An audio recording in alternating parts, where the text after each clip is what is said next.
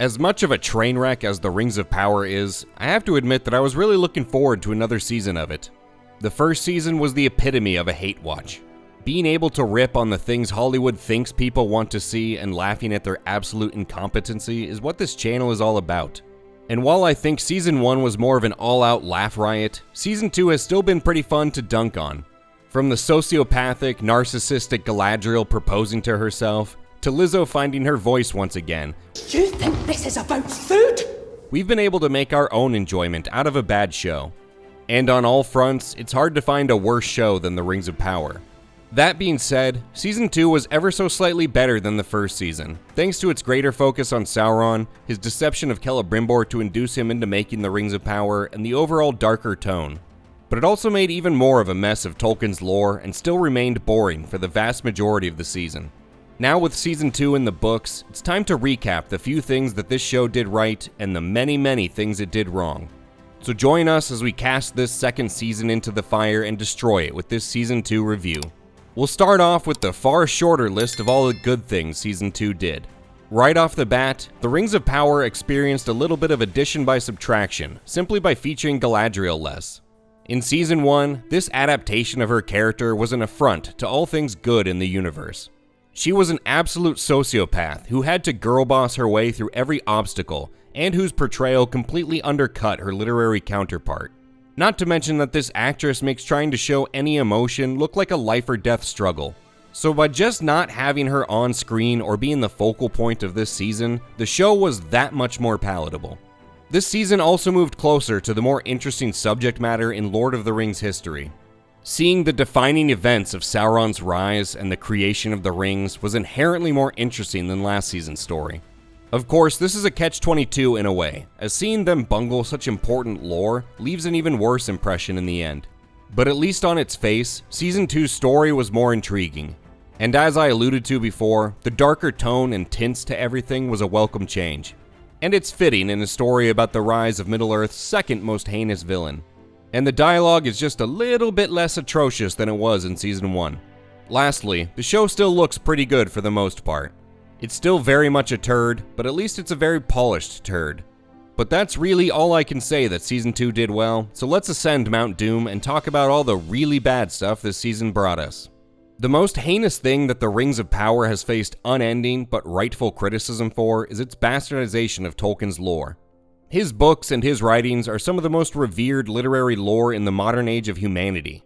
And yet, a room full of inept, socially maladjusted writers and creators took it upon themselves to improve upon Tolkien's work, making it more reflective of modern sensibilities. In other words, they totally fucked it up. Tom Bombadil's portrayal left a lot to be desired in comparison to his book counterpart. Celebrimbor and the elves learned about Sauron's deception in a totally different manner than they do in the books.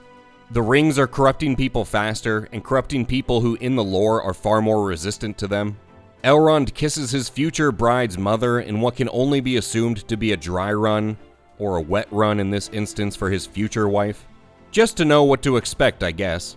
The rings were made in an entirely different order. Almost none of the prominent elves in this show were present during the sacking of Eregion in canon. And there's a long list of these kinds of deviations, which are already piled atop all the deviations from last season, but you get the picture.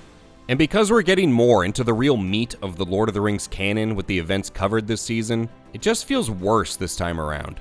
It's one thing to throw in a few more main characters into the defining set piece of this season, but to screw up formative events and legendary characters that people have been waiting decades to see on screen, that just hits different. Now, many times I've referred to this show as the Rings of Power. I try not to overuse it, but it's a fitting title. This show excels at giving us these long stretches that are just begging you to pull out your phone and tune out. An Amazon Prime example of this is the entire story centered on the Stranger and the Harfoots this season. In Season 1, these characters were wholly removed from all of the events of the rest of the show. And this season not only continued that, but moved them even further away from this season's central story. They really traveled a long way for a story that really went nowhere at all, and it's asking a lot of the audience to care about storylines that weren't relevant in last season, this season, and probably won't be even in the next. We still know next to nothing about this dark wizard, other than that he is in fact a dark wizard and an Istar, but that's about it. He had, 2 scenes up until the finale episode? And in that last episode, all he did was show up, pretend he's not evil for about 4.5 seconds, and then commit a litany of hate crimes against a bunch of little people before disappearing. So they introduced this new character, had 3 central characters all be drawn toward him for the entire season, and yet at the end we still really don't know anything. And without introducing any real intrigue beyond his general malevolence, the storyline doesn't hook you in this season or for the next.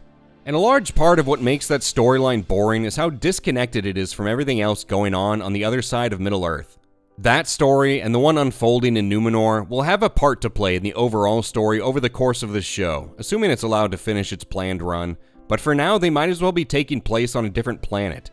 And every time we hop over to Rhûn or Numenor, it gives the viewer too much of an excuse to become disengaged from this season's story. Season 1 suffered from the problem of disconnected storylines as well, and it also took that season 5 episodes for the majority of the storylines and characters to come together. Well, not to be outdone, Season 2 upped the ante and made it 7 episodes before bringing it all home. And this approach, where you have something like Sauron, the great deceiver himself, pouring his dark essence into the very rings that will bring Middle-earth under his fiery grip, interspliced with a dementia patient wandering the desert with 2 knockoff hippie hobbits, gives the show these times where the audience interest peaks and then absolutely plummets. And that undercuts how cohesive the season's overall story is to the viewer. The problem doesn't lie solely with the Harfoots or Gandalf's or Numenor's storyline either. Several hours of this season, which is only roughly 8 hours in total, could have been condensed to about 5 scenes and 20 minutes. And while we're on the subject of the character that totally cannot be Gandalf according to the lore, I can think of very few ways he could have found his name that are more lame than how this show did it. Maybe if he had gotten it from a fortune cookie or a bowl of alphabet soup, that would have been worse. Heck, if he just said it came to him in a dream, that would have been better. But this show had the name Gandalf come from him mishearing and misspelling the term Grand Elf after 2 people call him that. And they're 2 half people, so mathematically it's more like 1 person. It's just dumb, and it really puts a big stupid exclamation point after his even dumber storyline across these 2 seasons. It was lame to begin with the creators shoehorning in his character thousands of years early as cheap nostalgia bait, but what they've actually done with him has made his inclusion look even worse. But inept creators are gonna do what inept creators are gonna do. Also, this season put more effort into showing the world's villains and evildoers in a more sympathetic light. Sauron's evil nature is at least partially blamed on Morgoth bullying him back in villain school. He can't just be the epitome of evil that the character actually is, he has to be the product of his circumstances. Bad people can't be solely responsible for their bad actions, apparently. Adar is just trying to do the right thing in killing Sauron once more. Never mind the hundreds and thousands of elves and humans he and his orcs enslaved, terrorized, and slaughtered along the way. And the orcs here are shown to have more interest in achieving peace so they can settle down and garden or some shit. Which not only doesn't fit the orcs' characterization in this world, but it's just another problem that harkens back to the show's shoddy adaptation of the lore and shines a blinding light on the creator's misplaced priorities.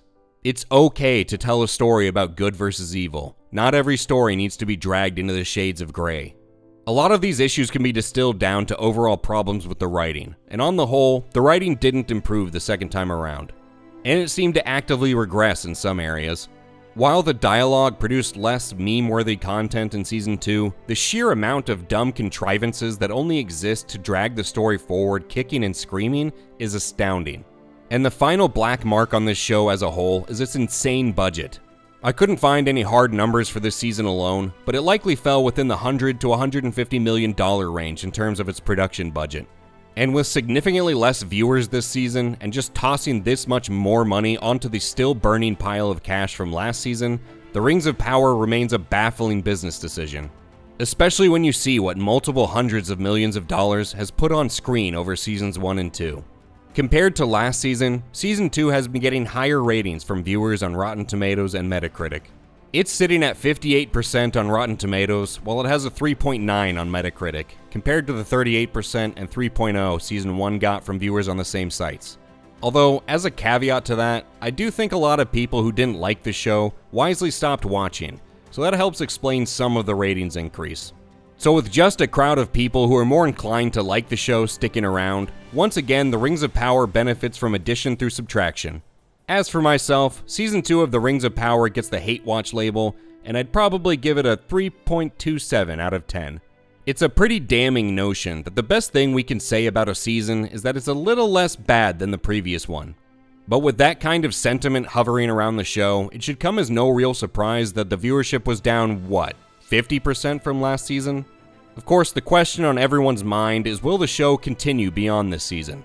All signs for now point to yes, despite the drop in viewership ratings, with the show's plan to go to Season 5 still somehow on track.